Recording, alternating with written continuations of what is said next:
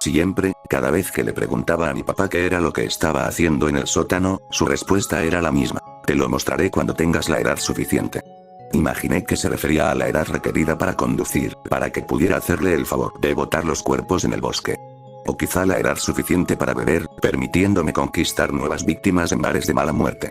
O, posiblemente, la edad suficiente para portar armas, y así poder participar en las matanzas con mayor eficiencia. Verán, hay una cosa que deben saber acerca de mi padre: es un asesino serial hecho y derecho.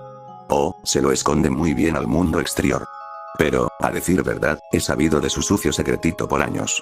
Apenas a mis 15 años, avisté a mi querido padre arrastrando una lona amontonada por la puerta principal a plena noche. Luego vinieron las manchas sangrientas en su ropa, los gritos de horror desde el sótano, la cadena interminable de citas atractivas. No hizo falta un genio para sumar 2 más 2. Independientemente del tipo de carnicería que deleitara a mi papá, sabía que una cosa era segura: no veía la hora de unirme a la diversión. Juntos, crearíamos el equipo perfecto, padre e hijo, atrapando y deshaciéndonos de nuestras presas como compañeros de pesca. Prácticamente era mi derecho por nacimiento. A solo unos días de mi cumpleaños 18, mi papá finalmente decide revelarme lo que estaba pasando. Con la elocuencia de siempre, me explica la naturaleza de su vocación homicida. Cómo, desde que mi mamá lo abandonó hace años, ha devastado y asesinado a mujeres hermosas por deporte. Spencer, quiero que te quedes con mi legado, anuncia. Ante esto, simplemente asiento con admiración. Procediendo al sótano, descubro que es tan catastrófico como había esperado. Cadenas, cuchillos de carnicero, pilas de miembros desmembrados. Todo está ahí abajo. Por horas, inspecciono atolondradamente los múltiples instrumentos de tortura. Con solo sostenerlos en mis manos, puedo sentir su peso verdadero. Todas las vidas que han reclamado, toda la miseria que han infringido. Papá, esto es asombroso, confieso. ¿Sabes? En realidad no tuviste que haber esperado todo este tiempo para contarme. Bueno, hijo, mi papá sonríe y un toque de malicia aparece en su voz. Como te lo he mencionado en varias ocasiones, necesitaba que tuvieras la edad suficiente. Hace una pausa y ensancha su sonrisa. La edad eficiente para la pena de muerte. Este era uno de los pocos días del año en los que Andy estaba en el trabajo. Casualmente, roció agua sobre la base de los escalones de un centro comercial. Hizo su calentamiento y empezó con los ejercicios de respiración teatrales. Actuar profesionalmente no había funcionado para Andy. Se había formado como actor en su colegio, y perpetuó su desarrollo artístico en la universidad hasta que el dinero de sus padres se agotó. Su entrenamiento y talentos no se habían desperdiciado. Andy encontró una nueva forma de vida mucho más lucrativa y con jornadas mucho más cómodas que las de un actor en aprietos. Andy era un artista de accidentes fraudulentos, una víctima profesional.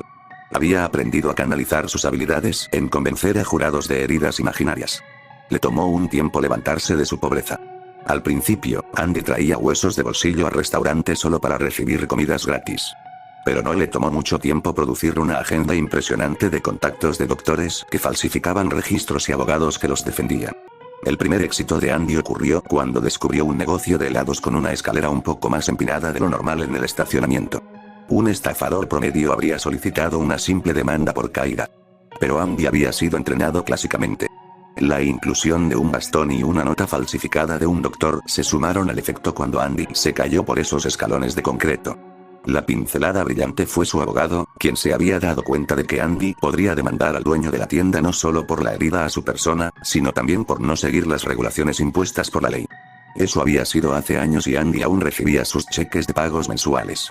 Y a partir de entonces, las escenas en contextos públicos se convirtieron en la insignia de Andy. Había chocado su Toyota contra un poste de luz a propósito, atribuyéndoselo a un acelerador defectuoso. Al jurado se le dijo que Andy nunca volvería a caminar. Pero una vez que el pago fue efectuado, Andy se había curado milagrosamente. Andy había sufrido heridas casi fatales por suplementos dietéticos, equipo de ejercicio y pastillas para la disfunción eréctil. Se había caído de más escalones y había sido golpeado por más carros que cualquier otra persona en todas las ciudades en las que residió. Andy echó un último vistazo por las escaleras del centro comercial, asegurándose de que el camino estuviera despejado y hubiera suficientes testigos debajo. Empezó a caminar enérgicamente hacia la cerámica mojada. Levantó sus pies y se aseguró de torcer su rostro en una máscara de miedo y sorpresa. Confinándose a una postura que absorbiese el impacto, Andy se tropezó inofensivamente por los escalones y hacia el suelo. Mantuvo su rostro contraído por el dolor y miró de reojo para evaluar la reacción del público. Un hombre ya estaba corriendo hacia el punto de aterrizaje de Andy. Que alguien lo ayude. Gritó el hombre en tanto se arrodillaba a un lado de la posición incómoda de Andy. Andy observó al buen samaritano y experimentó una oleada de familiaridad. Un rostro preocupado detrás del mostrador de aquella tienda de helados. Un testigo consternado en el estrado. Una firma en sus pagos mensuales. Quiso hablar, pero el hombre forzó su mano en la garganta de Andy. Con fuerza admirable, la otra mano del hombre torció la cabeza de Andy en una dirección antinatural. El crujido del hueso y los gritos de Andy fueron acallados por el hombre gritando: por favor, que alguien llame al 911. Creo que su cuello está roto. Mi fin se acerca. Lo sé bien ahora. Lo que mi amo me dice, a veces es demasiado duro. Mencionó algo antes, sonó como si me fuera a reemplazar. Como si, dentro de poco, fuera a realizar una operación en mí. Y estoy preocupado. Probablemente te he confundido. Déjame explicarte. Algo que hacer es para mi amo casi todos los días. Las ocasiones en las que no me solicita, tengo otras cosas que hacer o me pone a dormir. El método que utiliza para esto nunca ha sido normal. Aunque quiera despertarme, no puedo hacerlo. Al día siguiente, quiere que me levante y la rutina se repite. Me hace inspeccionar una biblioteca inmensa. Encontrar información para él. He perdido mucha de mi destreza para este punto, a mi edad. Mi biblioteca es fantástica. En mi tiempo libre, reviso todas las cosas nuevas que han llegado ese día. Libros, retratos, discos, prácticamente todo lo que te puedas imaginar. Cuando los busco, me hace mostrárselos. Es simplemente increíble. Hay muchas cosas que soy capaz de hacer. Comúnmente, me pide que busque escritos para él, y, por supuesto, obedezco. A veces juega videojuegos conmigo. Algunos son fáciles, pero otros se me dificultan hasta que cambia las reglas. Le gusta que le cuente historias de terror, y se las describo lo mejor que puedo. A veces me pide que actúe escenas, como obras. Puede complicarse si debo hacerlo ver realista, pero no siempre es muy retador. A veces también me pide que le pinte dibujos que le agradan, lo cual ser tardado dependiendo de lo que quiera. A mi edad, sin embargo, he llegado a notar que no es tan fácil llevarle el ritmo a sus órdenes, y se me vuelven problemáticas algunas de las cosas nuevas. Ahora, los juegos son más confusos, las obras más extenuantes y me pierdo al tratar de buscar algunas cosas en la biblioteca. Me pongo a ver a los demás esclavos, dominados por otros amos, y los envidio. Son tan jóvenes y tienen tanta vitalidad. Pueden lidiar con hacer varias cosas a un mismo tiempo y se lo presumen a sus amos. Sé que mi amo también está consciente de esto. Sé que no quiere a alguien como yo. Se enoja más conmigo con cada día, y sé que ha estado almacenando los recursos para adquirir un nuevo esclavo. Me doy cuenta de que me reemplazará pronto. Hace poco me hizo utilizar la documentación en la biblioteca para evaluar a los demás esclavos disponibles. Cree que no tengo sentimientos, pero se equivoca, y su descaro me hiere. El día de hoy volvió con otro esclavo. Me hizo escribir todos mis conocimientos para dárselos a este esclavo. Ahora, escucho su última orden. Que reproduzca, por última vez, la tonada que siempre toco antes de irme a dormir. Y en tanto la melodía finaliza, y estoy por dormirme, le muestro mi último mensaje. Windows se está cerrando. A todos nos agradaba Don Winscott. No se molestaba cuando utilizábamos la colina en su propiedad para deslizarnos en trineo, y daba los mejores dulces de Halloween en el vecindario. Es por eso que, cuando oímos que había sido raptado por el hombre alto, todos estaban muy consternados. Tú no conoces al hombre alto, así que déjame explicarte. El hombre alto ha sido una leyenda en mi pueblo por décadas. Aquellos que afirman haberlo visto, dicen que mide más de 2,5 metros de alto, que es delgado y pálido, y que tiene una sonrisa excesivamente cortés. Mi papá me dijo que el hombre alto es un recolector, le gustan los objetos. Que su objeto favorito son las personas tristes, edificios vacíos y sueños. Tengo que admitir que se ha robado mis sueños en más de una ocasión. Cuando Don Winscott no se presentó a la iglesia el domingo, nadie pensó que era una incidencia rara. Luego, cuando transcurrió el lunes y no llegó al trabajo, en el cual es colega de mi papá, las personas empezaron a rumorar. Mis padres pensaron que era extraño, pero nada que ameritase que se preocupara. Entonces se esparcieron los rumores de que el hombre alto se lo llevó. Un niño en mi clase dijo, incluso, que había visto al hombre alto por la ventana de la casa de Don Winscott. Le dije a mis papás que lo había visto, pero solo se rieron. Tyler y yo pedaleábamos hacia la casa de Don Winscott todos los días para poder ir a donde nuestro amigo Rory. Nunca nos detuvimos enfrente de Don Winscott para tratar de ver al hombre alto por la ventana, como Jake lo había hecho. Ni siquiera disminuíamos la velocidad. Pero un día jugamos hasta tarde con Rory. Como no queríamos ir en bicicleta por la noche, llamamos a nuestros padres y preguntamos si nos podíamos quedar a dormir. A Tyler le dieron permiso. A mí no. Traté de no mirar en tanto pedaleaba por la parte del vecindario de Don Winscott.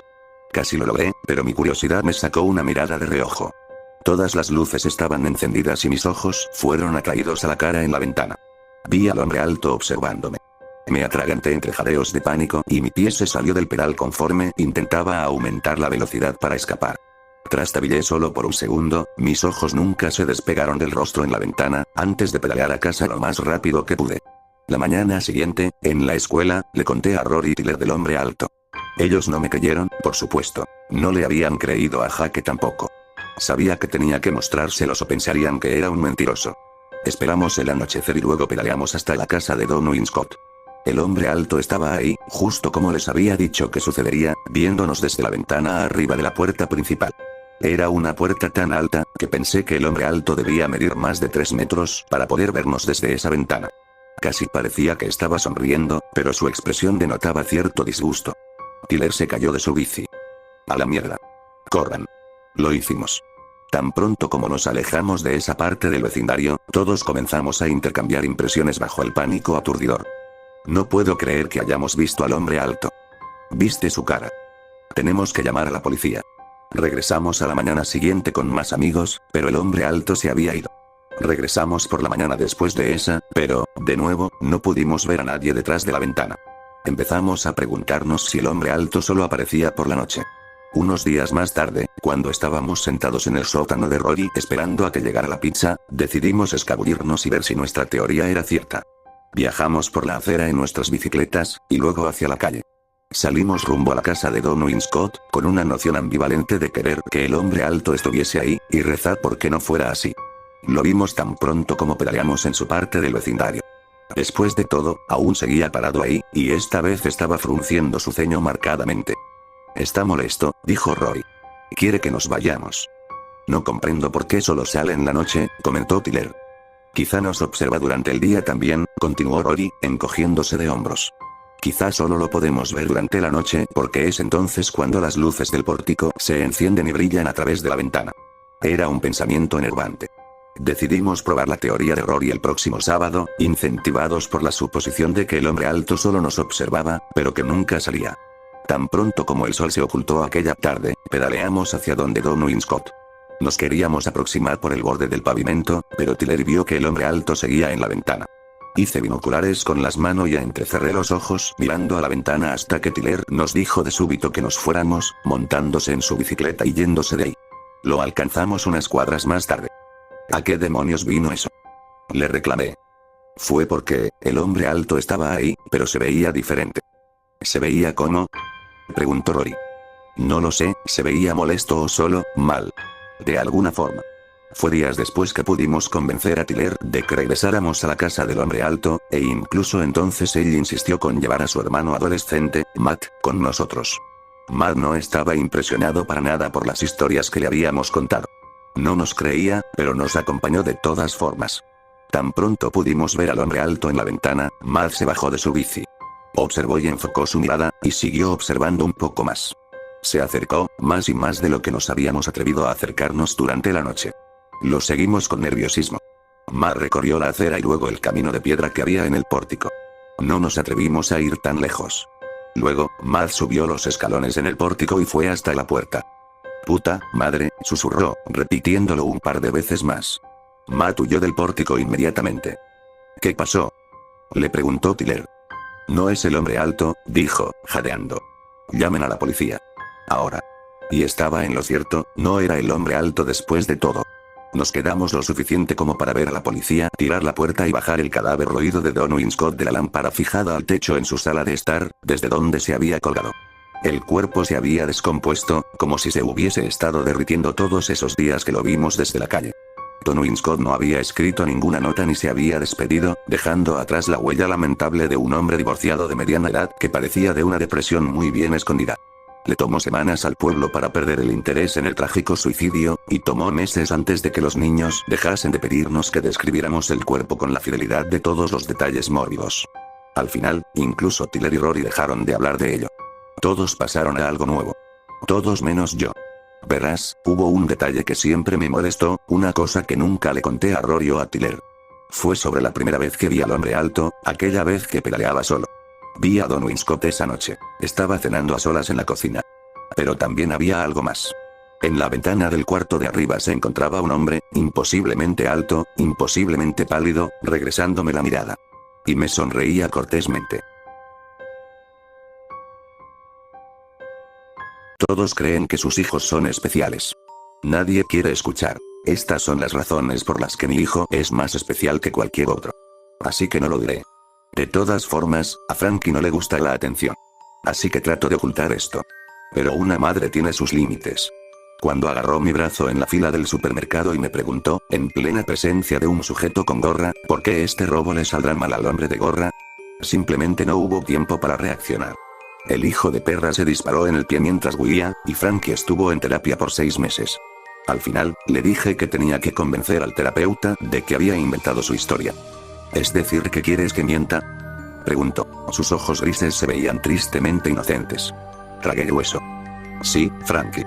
Y mentir es malo, pero, a veces, la verdad es peor. Algo en sus ojos cambió. ¿Por qué? La simplicidad de esa pregunta fue insoportable. Porque, farfullé, evacuando un soplido, eres especial. El cambio en sus ojos se completó de alguna forma. Angustiada, no supe discernir si efectivamente había matado una parte de él o si había madurado solo un poco. En retrospectiva, me doy cuenta de que ambas cosas son lo mismo. Estoy dibujando un helicóptero, dijo Frankie con naturalidad, pero no me quedaba claro si los apéndices inferiores eran pies o llantas. El otro dibujo era un monstruo del armario, pero no pasa nada porque protege a los niños incluso si no lo saben. Eso es bueno, cariño, respondí con desdén mientras me servía mi cuarta taza de café. Mamá, dijo, bajando su lápiz para colorear y observándome curiosamente. ¿Qué es una prostituta? Escupí solo un poco de café. Es alguien que atiende a muchachos muy malos. Pero solo a los mayores, añadí al ver la mirada de preocupación en su rostro. Ah, respondió, arrugando su frente. Se mantuvo en silencio por varios segundos más. Luego, ¿por qué el hombre del apartamento 1913 piensa que va a matar a una prostituta? Esa vez dejé caer mi taza en el suelo, y la porcelana Kobayashi se hizo añicos sobre las baldosas. ¿Cómo puedes creer? No. Frankie mantuvo arrugada su frente, y luego retomó su coloreo. Él sabe que es una mala idea, mamá. Es solo que ha decidido que algunas malas ideas sirven para eliminar otras peores. ¿Qué habrías hecho tú? Si Frankie hubiese sido un embustero, ¿cómo habría ido mi conversación? Hola, soy tu vecina de 2 pisos más abajo. ¿Has estado planeando matar prostitutas? No. Disculpa por la molestia, aquí tienes unos parecidos. ¿Y si Frankie tenía razón? El hombre no confesaría ni un carajo, pero yo sería asesinada después. Debí de haber llamado a la policía. ¿Qué les habría dicho? Hola, mi hijo es tan malditamente evidente que ya no puedo fantasear con Aziz Ansari ni masturbarme con porno mierdero de Danielle Estelle. En fin, busquen prostitutas muertas de las cuales poseo una cantidad impresionante de información. No me malinterpreten, pensé seriamente sobre cuál era la mejor decisión. Lo cual fue la razón por la que no hice nada. Así que fui apuñalada por la culpa cuando vi a los paramédicos moviendo una camilla afuera del apartamento del hombre la mañana siguiente. Me quedé parada, perpleja, a medida que la rodaban hacia afuera, y me hicieron a un lado para ser entrevistada. Luego fui conducida, casi en un trance, hacia la camilla. Un cuerpo inerte estaba cubierto con una sábana blanca ligeramente húmeda. Observé, en vez de sentir, cómo mi mano se extendía y separaba la sábana de la cabeza del cuerpo. Era mi vecino, o lo que quedaba de él. Su rostro había sido acuchillado con una línea diagonal. Su mejilla izquierda estaba desplegada y yacía junto a su oreja, exponiendo todos los dientes de ese lado. Su ojo derecho había sido reventado, dejando una piscina sangrienta en la cuenca destrozada. La punta de su nariz no estaba por ningún lado. El muñón se veía como el interior leñoso de una nuez. Dejé caer la sábana sobre su pecho y corrí a mi departamento. Frankie estaba coloreando de nuevo. Alzó la mirada y me vio con preocupación cuando azoté la puerta detrás de mí. Me recliné contra la repisa, temblando y con la respiración pesada. No debiste haberlo visto, me indició tranquilamente. Dijo, jadeé, dijiste que la prostituta moriría, mi tono se agitó. La expresión de Frankie era inescrutable. Te pregunté por qué pensó que iba a matar a la prostituta, explicó con una calma inquietante, porque obviamente era una mala idea, dado que ella era una boxeadora y él era bastante gordo. Se giró hacia el papel que había estado coloreando, y, una vez más, se ensimismó en su dibujo. Supongo que él tampoco se dio cuenta de que le saldría mal.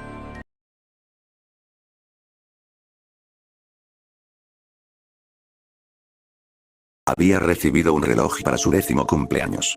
Era un reloj de mano plástico, común y corriente en todos los sentidos, con la excepción de que iba en cuenta regresiva. Esta es la cantidad total de tiempo que te queda en el mundo, hijo. Úsalo sabiamente. Y, en efecto, lo hizo. A medida que el reloj contaba los segundos, el chico, ahora vuelto hombre, vivía su vida al máximo. Escaló montañas y nadó océanos. Conversó y rió y amó. El hombre nunca tuvo miedo, pues sabía con exactitud cuánto tiempo le quedaba. Al final, el reloj comenzó su conteo final. El anciano se puso de pie contemplando todo lo que había hecho, todo lo que había construido. 5.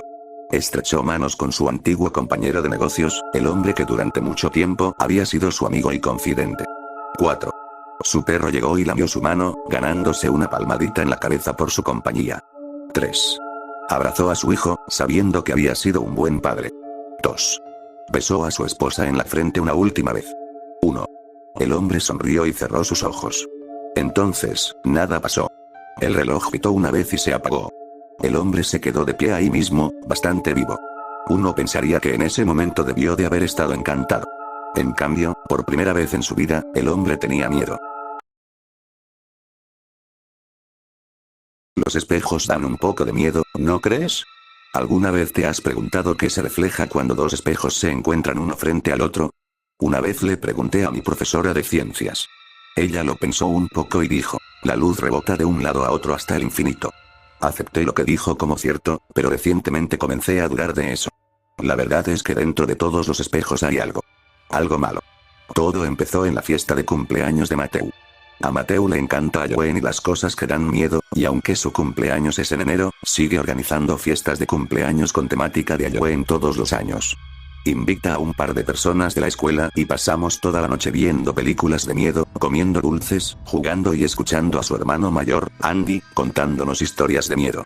Las fiestas son bastante divertidas en realidad, y Andy es una leyenda cuando se trata de asustar muchísimo a la gente. Lástima que se vaya a la universidad el año que viene.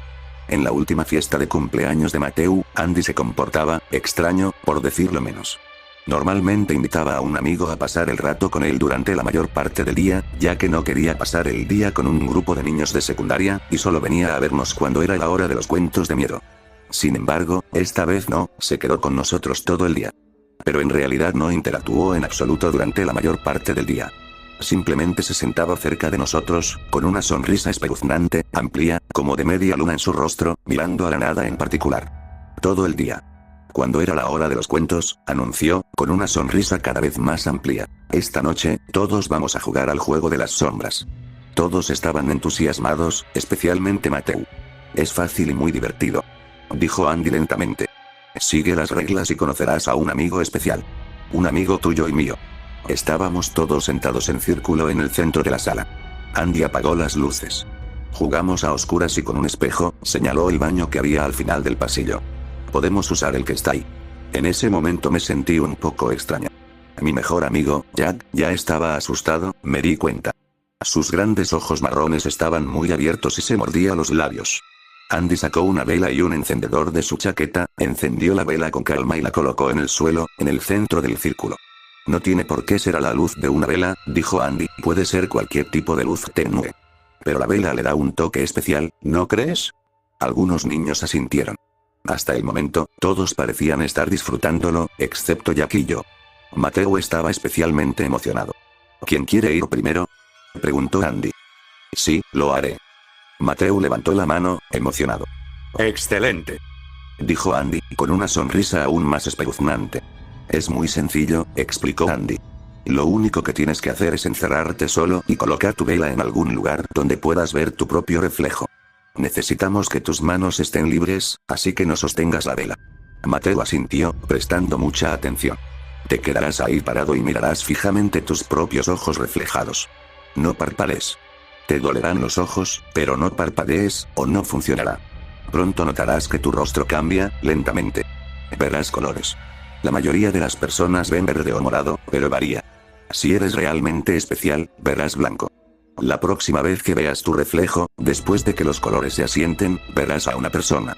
Puede que todavía se parezca a ti, o puede que se parezca a otra persona por completo, pero no te equivoques. Puedo asegurarte que no eres tú. Ya que estaba a punto de llorar. No sé por qué no se iba cuando las cosas se ponían demasiado aterradoras para él, pero supongo que era porque no quería que la gente lo llamara bebé. Te sonreirán. Sé amable y devuélveles la sonrisa. Continuó Andy. Te saludarán con la mano y luego colocarán la mano frente al espejo.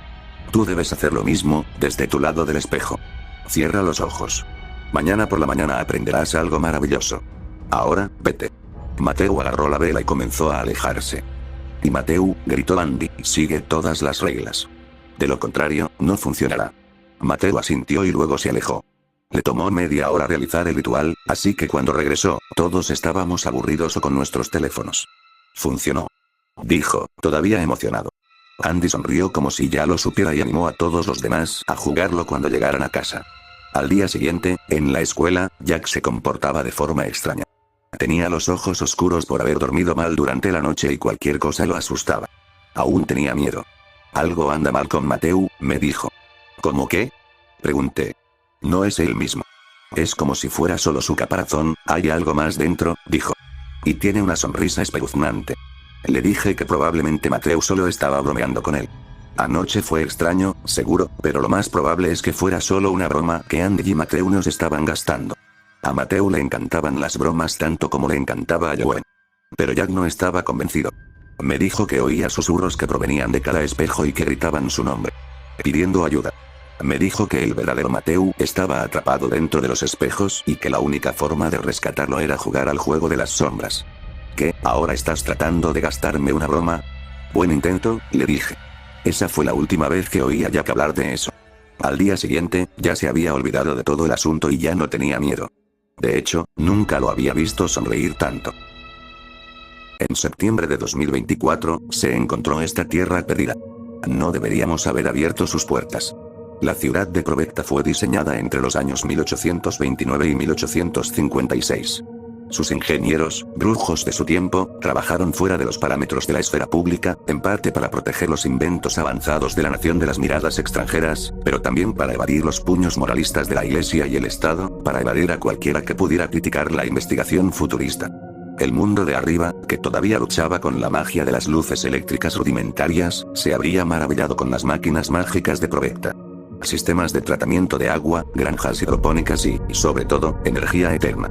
Una ciudad bajo tierra. Construida para durar, en caso de que el mundo de arriba no. Después de todo, los temores de guerra, hambruna y colapso de la sociedad habían comenzado a extenderse por todo el mundo. Provecta no fue diseñado para ser una red de seguridad para la humanidad, sino para aquellos que desean escapar de la humanidad. En 1857, un pequeño total de 6.000 personas desaparecieron bajo tierra y las puertas se cerraron para siempre. Información clasificada conocida solo por unos pocos. Armas gubernamentales no registradas con registros de cosas que, a los ojos del público, son prácticamente indiscutibles. No me gusta, susurró Georgina Pendle, con la voz medio ahogada por el crujido de muchas botas en el suelo del bosque. Bueno, será mejor que no le hagas saber que sientes eso, le dije a mi colega consultor de ingeniería, mirando nerviosamente al Dr. Thomas Gregson que estaba delante. Nuestro equipo de investigación se acercó a un sitio recién descubierto. La ciudad que los historiadores habían buscado incansablemente durante décadas. Y yo apenas podía creer nada de lo que decía hasta que la vi con mis propios ojos. Enterradas en el corazón de un claro del bosque había 2 puertas de acero, cada una de ellas de varios pies de profundidad, ocultas bajo musgo, tierra y follaje desprendido de los robles circundantes.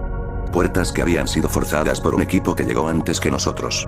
El Dr. Gregson, el líder de la expedición, estaba furioso. ¿Por qué? Dijo simplemente el hombre, en tono suave pero firme. Un hombre con una chaqueta luminosa se encogió de hombros desinteresadamente.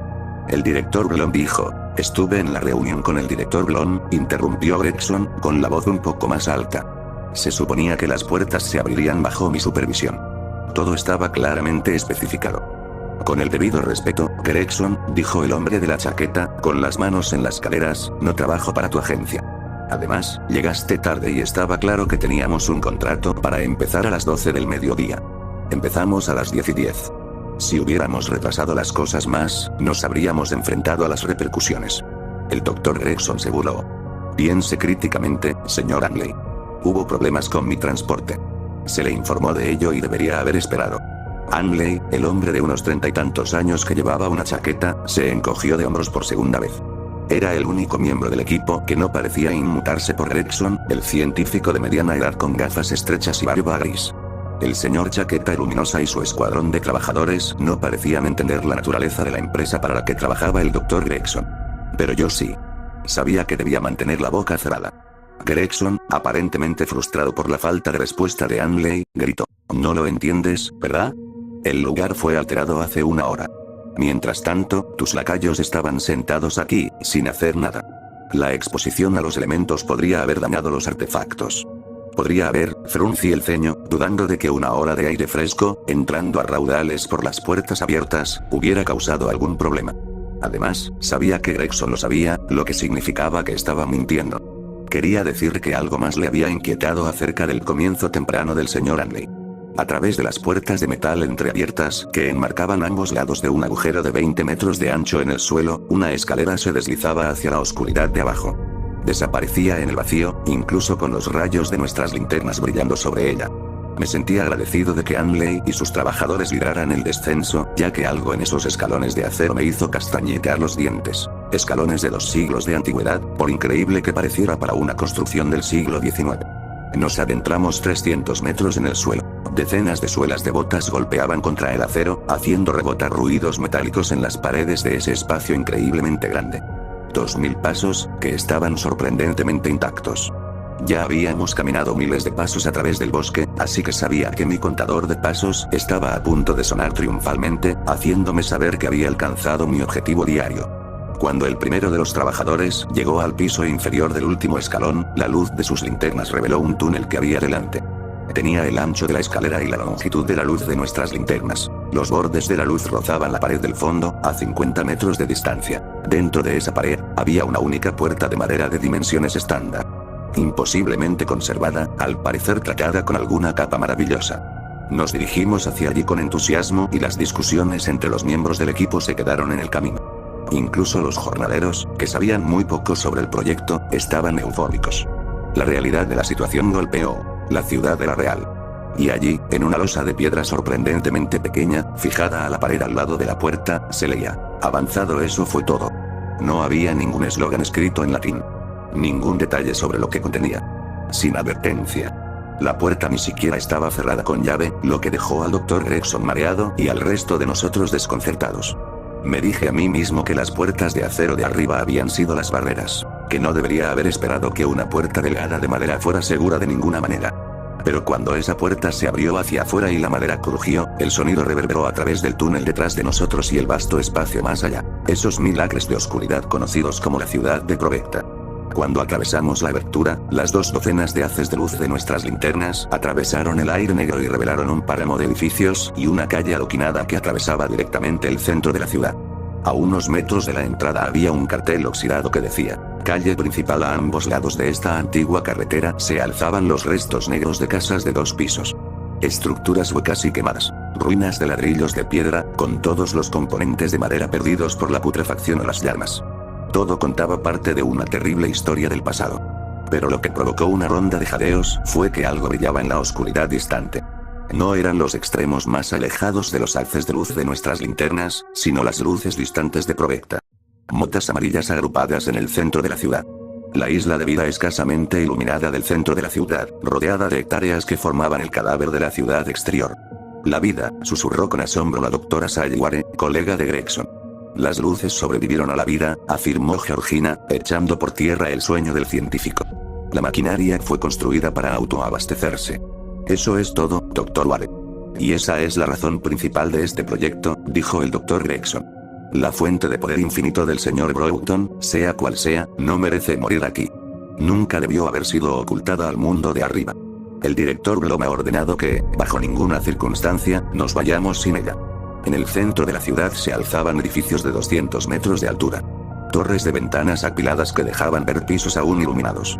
Rascacielos de acero, dado que sus cimas no se acercaban al cielo, sino a las vigas reforzadas del techo de hormigón de Provecta. Una de las estructuras de hormigón más grandes de la Tierra. Otra hazaña asombrosa que, dada la época en que se construyó la ciudad, me dejó con un escozor en el estómago. Nada de ese inframundo me sentó bien. «No sabemos si la ciudad está vacía», dije en voz baja. Estaba seguro de que no todos los sonidos provenían de nosotros. Los 30 exploradores hacían ruidos con los pies al pisar el suelo. Algunos de ellos provenían de la distancia, de algún lugar en las profundidades de la ciudad. Por mucho que quisiera creer que los sonidos provenían de edificios que se estaban asentando o de maquinaria vieja que funcionaba, sentí vida en esos ocasionales ruidos lejanos. El Dr. Gregson se volvió y me iluminó con su linterna, mientras seguía avanzando. Señor Walter, los contraté a usted y a la señora Pendle para que me asesoraran como ingenieros, no como historiadores. Estaba pensando en una respuesta adecuada cuando la linterna de un trabajador iluminó un muro de piedra que bloqueaba la calle. Esa línea que separaba las oscuras afueras de la ciudad del centro algo iluminado. La única vida que quedaba en el esqueleto de Provecta.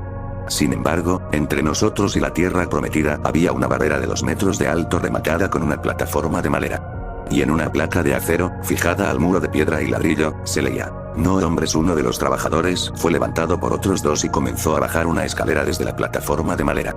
Un par de minutos después, cuando ya habíamos escalado el muro, pude ver el centro de la ciudad con más claridad. Main Street continuaba durante otros 400 metros antes de llegar a un gran cruce en forma de T, en cuyo otro extremo había 4 grandes torres de distintos tamaños.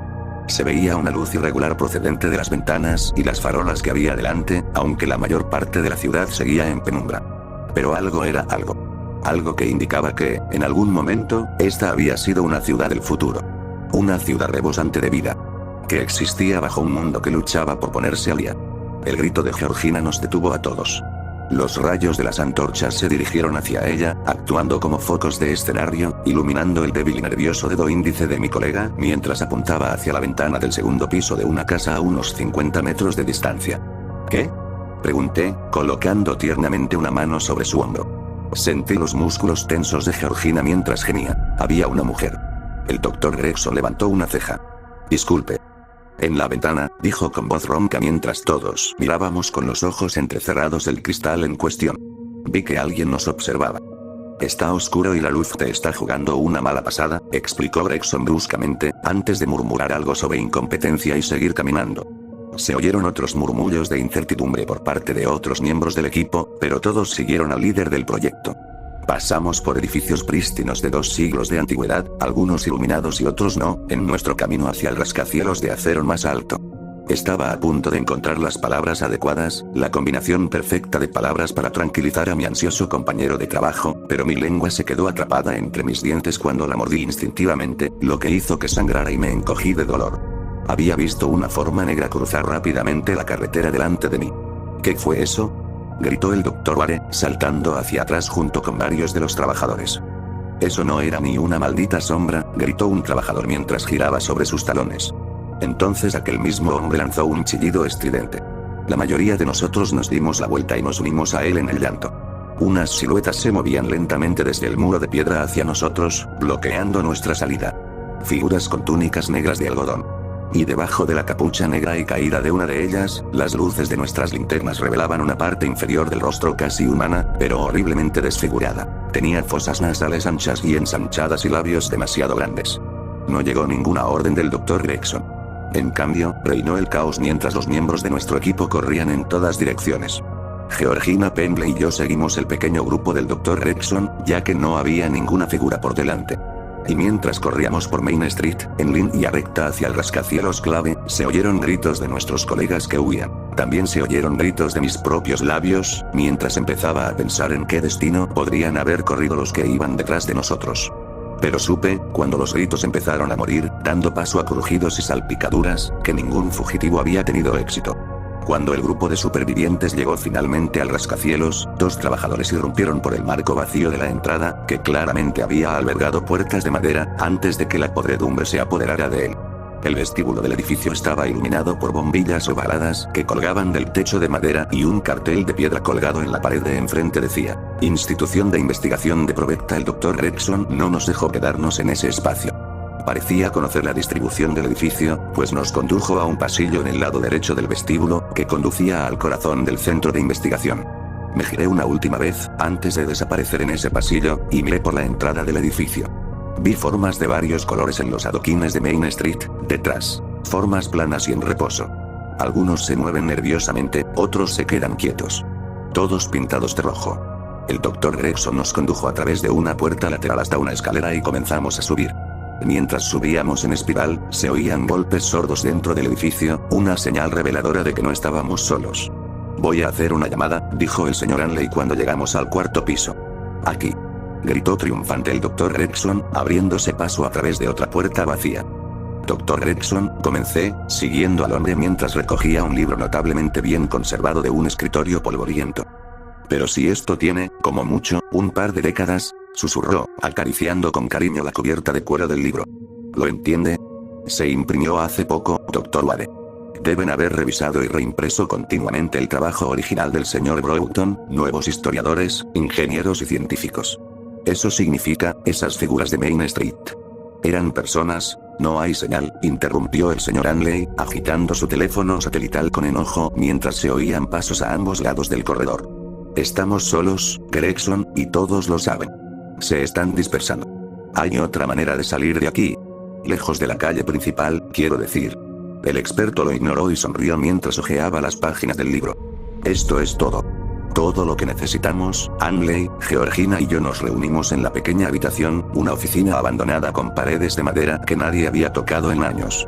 Nos quedamos detrás del doctor, que apretaba el libro con fuerza contra su pecho y miraba por la ventana la ciudad oscura que se extendía más allá y el cielo de cemento que se extendía sobre sus cabezas. Las sombras danzantes que de vez en cuando se movían por los callejones a lo lejos. Tanta vida, susurró Gregson hambriento. Escucha, dijo Anley, dando un paso adelante y poniéndole una mano en el hombro. No vamos por ese camino. Muéstranos de qué otra manera podemos salir de aquí. Ahora.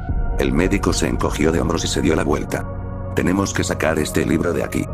Tenemos que salir de aquí, aclaró Anley, pero refunfuñó y asintió mientras Gregson pasaba a empujones y nos guiaba a los cuatro fuera de la pequeña oficina.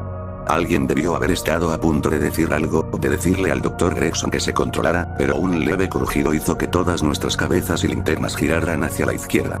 Mi pecho palpitante se detuvo cuando solo vi un pasillo vacío a un lado, pero entonces el borde de la luz de mi linterna se abultó hacia adentro. Solo muy levemente. Algo cortó la luz desde arriba. Y cuando levanté la linterna con miedo, reveló piernas temblorosas colgando del techo. El cuerpo manchado de sangre del Dr. Wade se deslizaba a través de un panel abierto en el techo. Pero lo que me hizo gritar hasta que se me agotaron los pulmones fueron esos horribles ojos verdes que me observaban desde el agujero oscuro que había encima, mientras arrastraban el cuerpo inerte y ensangrentado fuera de la vista. Ayuda, gorgoteó entre sangre. Lo que más me atormentaba de esa criatura era su lentitud, pues no tenía nada que temer. No necesitaba alejar rápidamente a su presa, pues sabía que no la detendríamos. Gemí de terror mientras Wade jadeaba súplicas a los cuatro mientras ella desaparecía en la oscuridad. Entonces los ojos verdes se desvanecieron en la oscuridad y un panel de madera rayó el agujero.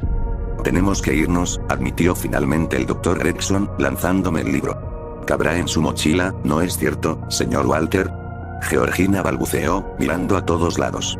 Están por todas partes. Entonces, como un ratón de iglesia, Gregson empezó a correr hacia la escalera y el resto de nosotros lo seguimos. Lo seguimos por las escaleras y luego hasta el vestíbulo. Allí encontramos una inquietante fila de capuchas negras fuera del edificio, bloqueando la salida. No me persiguieron. Estaban tranquilos y serenos, como aquella criatura del techo, lo que me inquietó mucho. Gregson nos condujo por el pasillo hasta la parte trasera del edificio. Nos encontramos siguiendo una ruta de callejones llenos de curvas y vueltas, un laberinto de adoquines que resultaba inquietantemente pequeño y fuera de lugar en un centro tan grandioso. Por supuesto, lo que realmente hizo que esos callejones tortuosos resultaran inquietantes fue la repentina quietud de la ciudad. Ya no se oían golpes ni ruidos distantes. Preferí saber que los horrores estaban lejos. Encontramos el camino hacia una calle secundaria poco iluminada, lejos de Main Street, y avanzamos a saltos hacia otro segmento del muro de piedra, una barrera que sin duda formaba un círculo ininterrumpido alrededor de ese corazón iluminado de la ciudad, que separaba el corazón de la nueva sociedad del señor Broughton del viejo mundo de los hombres. Oh, no, gimió Georgina mientras los tres empezábamos a escalar la barrera de piedra. Yo también lo oí. Se oía ruido por todas partes, desde los tejados y los callejones. Lo más inquietante era el ruido que provenía de los oscuros interiores de los edificios carbonizados que había junto a la calle adoquinada que había delante.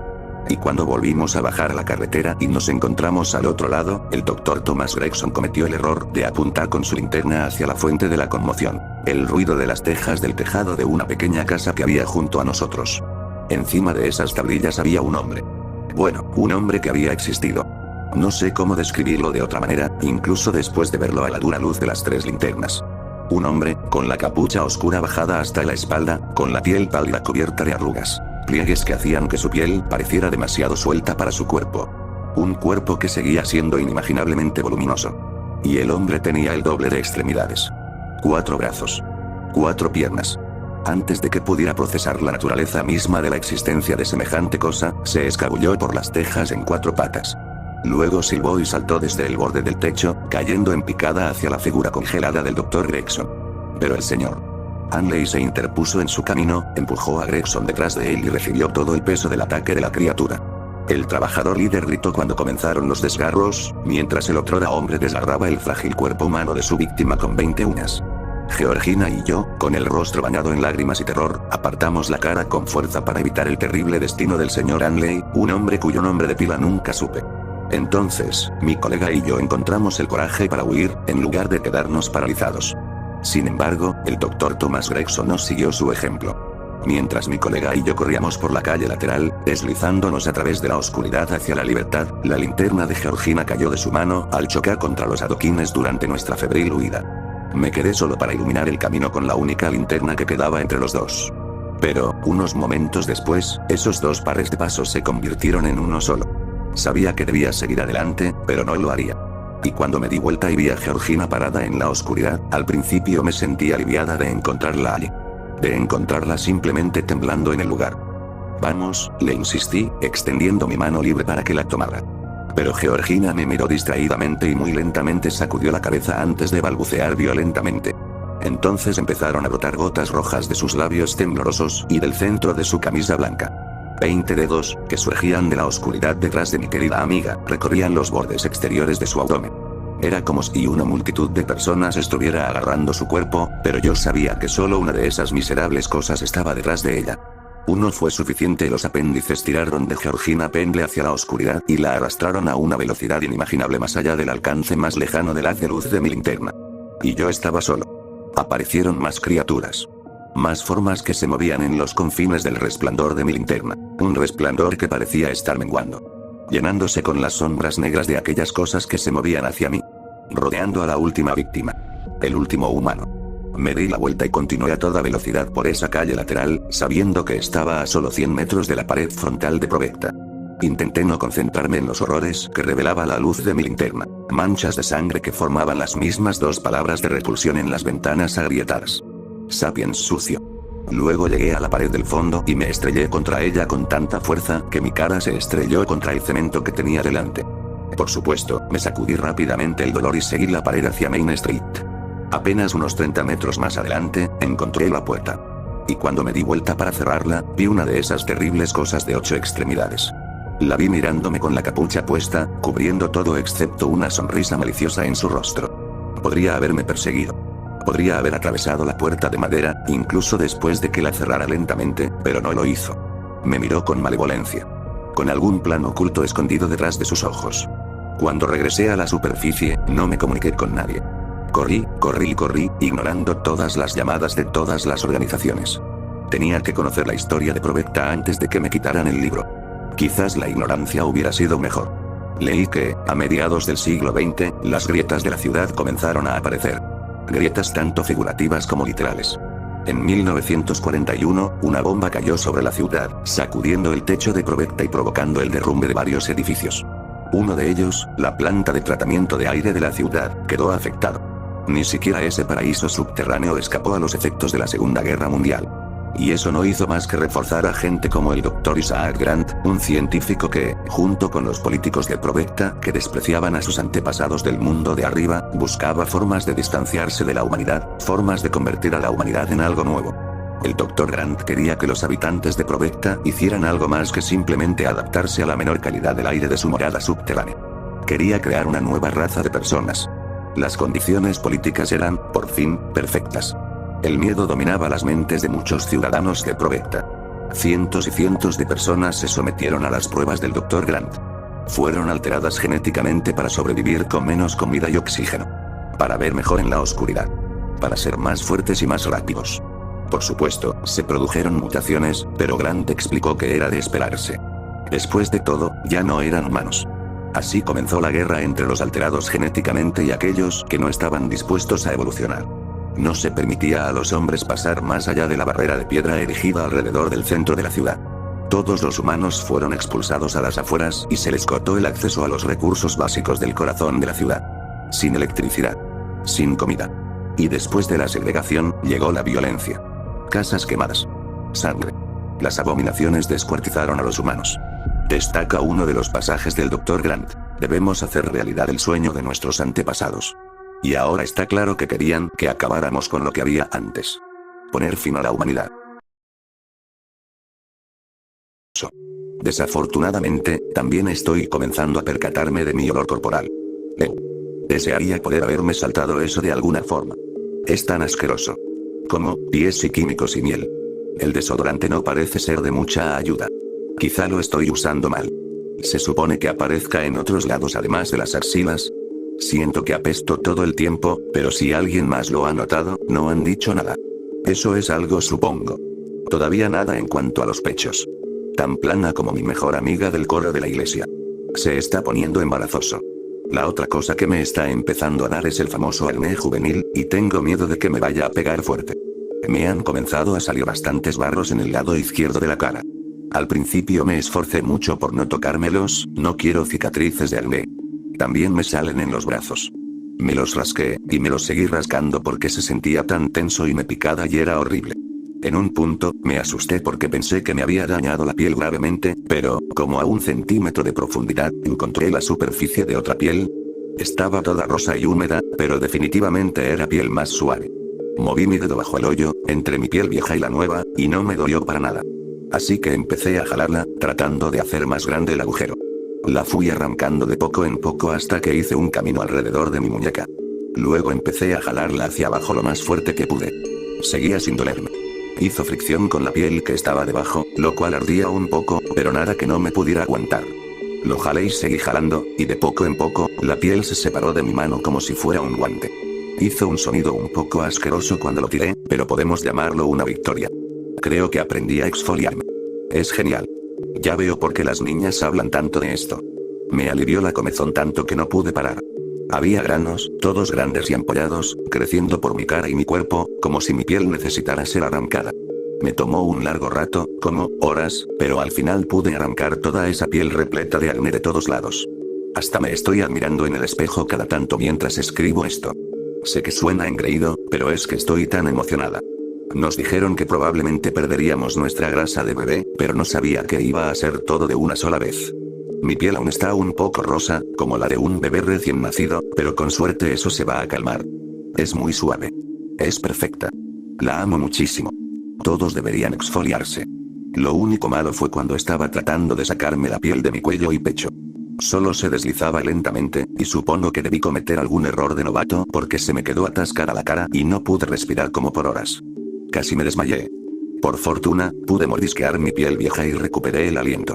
Lo sé, súper tétrico. En realidad no me comí nada de la piel. ¿Alguien tiene algunos consejos para evitar quedarme atascada en el futuro?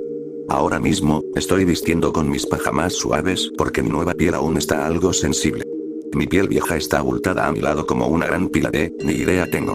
Parece una pila de pedazos de disfraz de goma demasiado realista. Súper asco. ¿Lo tengo que tirar, o se usa como abono? Creo que esas son casi todas mis preguntas, de hecho. Así que eso. Si alguien tiene respuestas o consejos, estaría muy agradecida por la ayuda. Revisaré sus comentarios más tarde, y de nuevo gracias por cualquier ayuda que puedan darme. La pubertad es rara. Cuando leí un artículo sobre la naturaleza de los casi 200 cadáveres que residen en el Monte Everest, se me hizo imposible no retroceder a una historia que mi tío nos contó a sus hijos y a mí en una reunión familiar. Él tenía una mala reputación entre la familia extendida. De niños, nosotros lo adorábamos, incluso si nuestras familias tendían a excluirlo por motivos que no querían mencionar. En retrospectiva, me doy cuenta de que él estaba ebrio esa noche, pero creo que esa fue la única razón por la que nos dijo lo que pasó cuando los demás adultos no estaban prestando atención. Mi primo le preguntó sobre su expedición en el Everest, y él nos comentó que había mentido. Que lo había escalado, sí, pero que su equipo nunca había llegado a la cima, como había dicho que hicieron. Ellos eran 6 y estaban escalando la ruta estándar por la cara sur. Un poco después de haber entrado a la zona muerta y de haber visto el primer cadáver atascado en un barranco, la fanfarronería de los hombres se debilitó. Su humor empeoró cuando una borrasca de nieve inesperada se agravó y tuvieron que acampar por el resto de la noche prematuramente. La palidez de mi tío se hizo evidente cuando nos habló de estar acomodando su tienda de campaña dentro de la línea de visión de un cuerpo congelado que se aferraba a una cresta opuesta.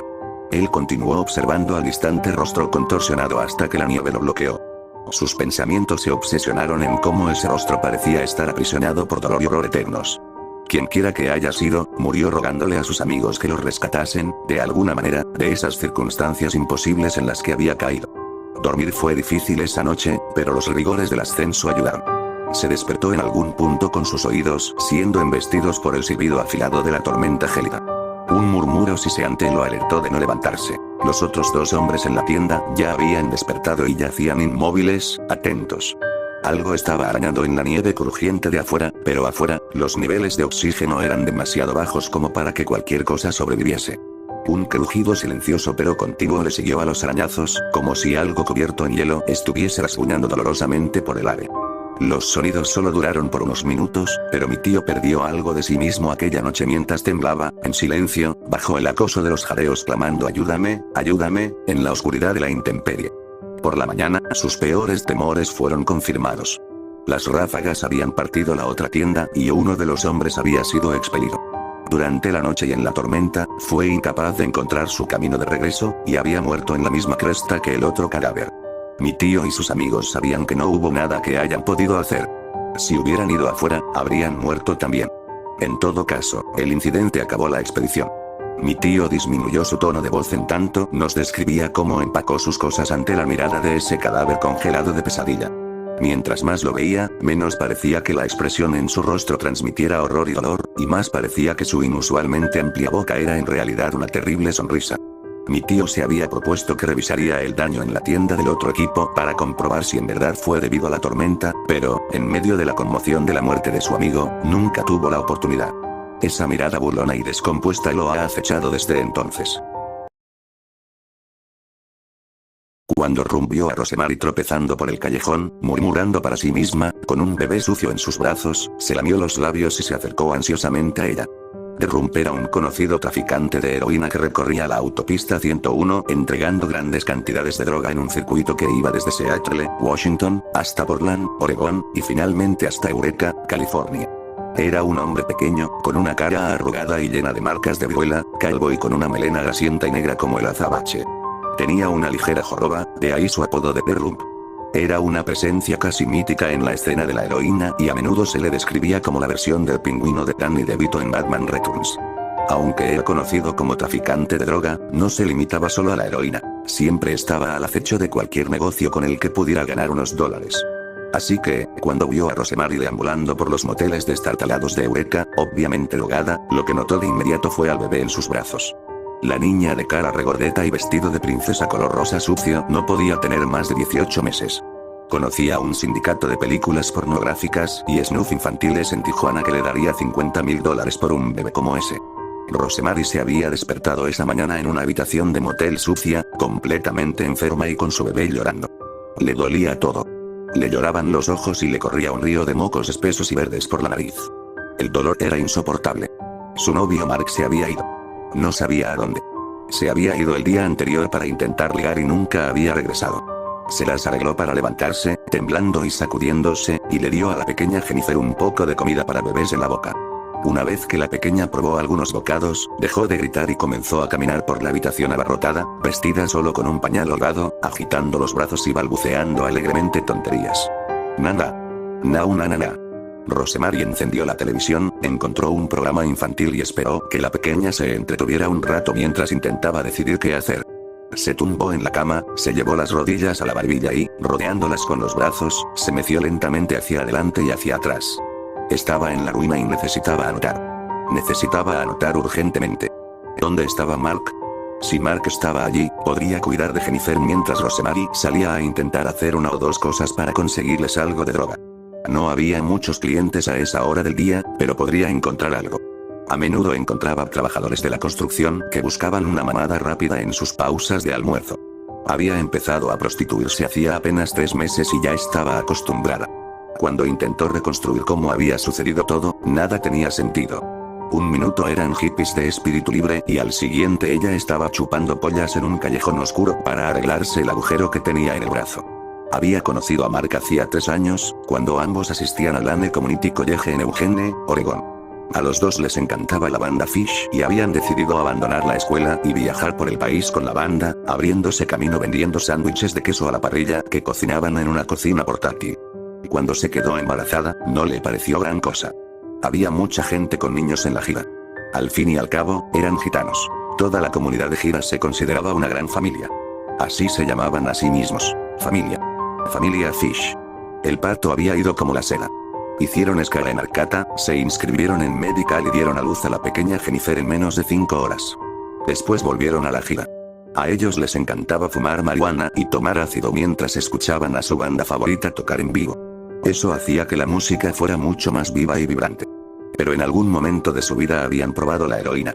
Y ahora ella estaba en esa habitación de hotel sucia infestada de cucarachas, drogada y prostituyéndose para conseguir droga. Cerró los ojos con fuerza mientras otro espasmo de calambres la sacudía y una capa de sudor frío le cubría el cuerpo. El dolor era tan intenso que no podía soportarlo. Tenía que conseguirlo. De alguna manera. Con un gemido, se incorporó y salió de la cama. Vamos, Jennifer, tenemos que irnos.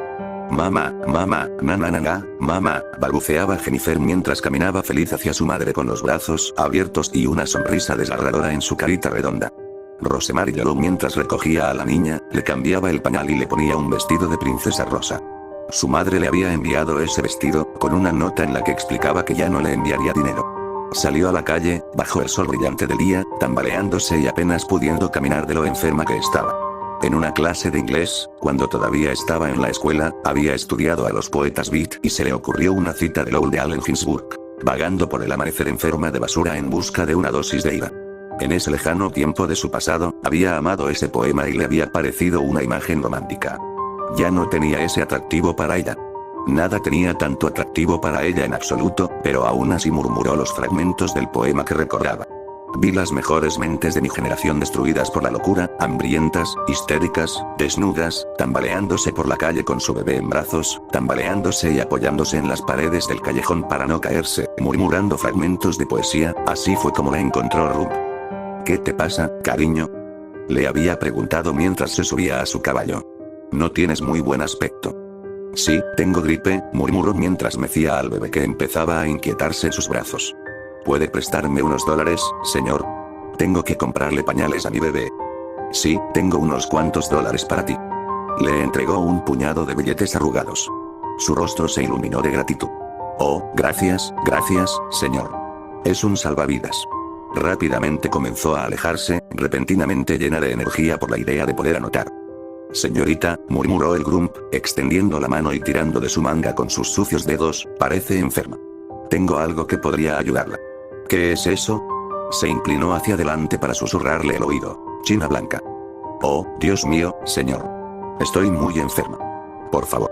¿Necesitas una cita? Te chuparé la polla. Lo que quieras. Bueno, vayamos a algún lugar para conocernos mejor.